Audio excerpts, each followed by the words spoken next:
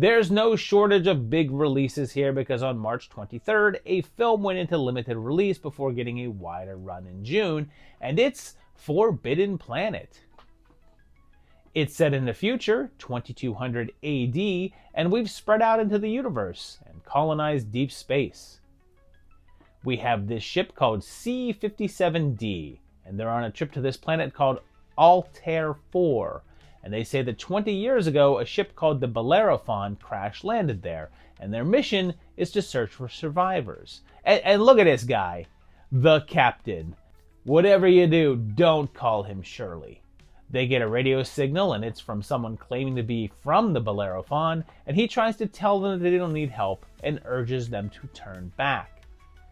They come in for a landing anyway, and shortly after are met by a vehicle driven by a robot. But not just any robot, Robbie the robot. But we'll talk more about him later. Hey, Doc, is it a male or a female? It's a robot? I know that it's not outright stated, but that certainly implies that this guy's first thought was, can I have sex with this thing? And then it's Morbin time, because they're taken to meet Dr. Morbius, played by Walter Pidgeon. He tells them that all of the others on the ship died, killed by some unseen force, and that only him and his wife were able to survive, even though there's no record of a wife on the ship's rosters. But then he says she died later of natural causes. It's like a girl, you don't know her, she lives in Canada. But then his daughter emerges. I wouldn't mind being Robbie in certain ways. That's only in certain ways, of course.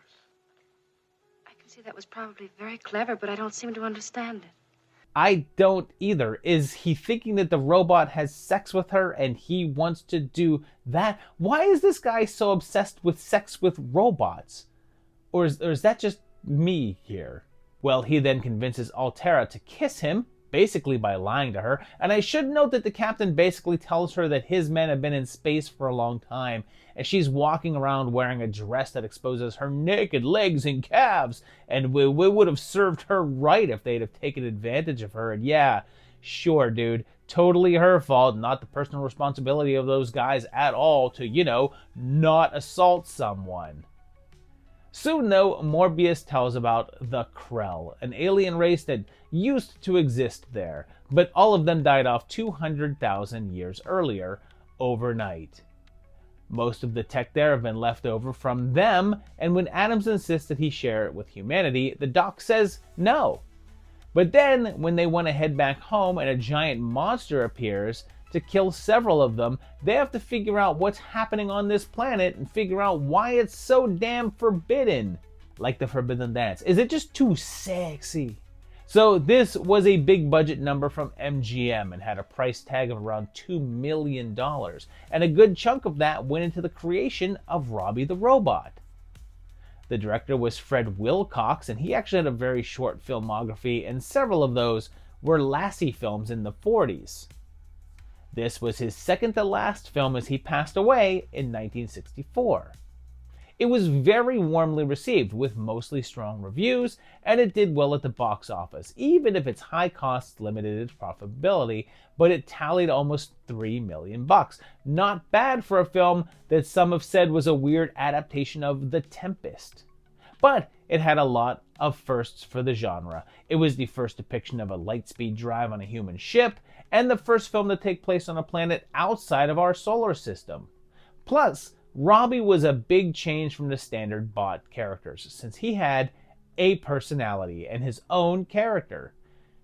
He was so popular that he started showing up in various other films, some of which we'll cover later, but also a ton of TV shows.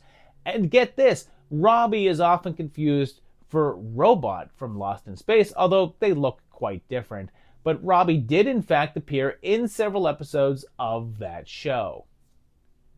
There's been several attempts to get a remake going with a number of different directors and writers being involved, and even in 2024, it was said that a version was being worked on. And this is a cool one. It's a 4. It's a good mix of pleasant story and awesome setting with great effects, all working together to make a satisfying whole. The significance is a 3.5, and I want to give this one more, but I give it most of the points for the influence it had on the film world and industry.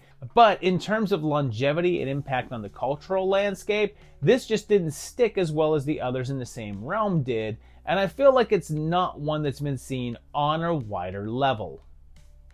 Should you watch it? Yep, it's not forbidden to do so.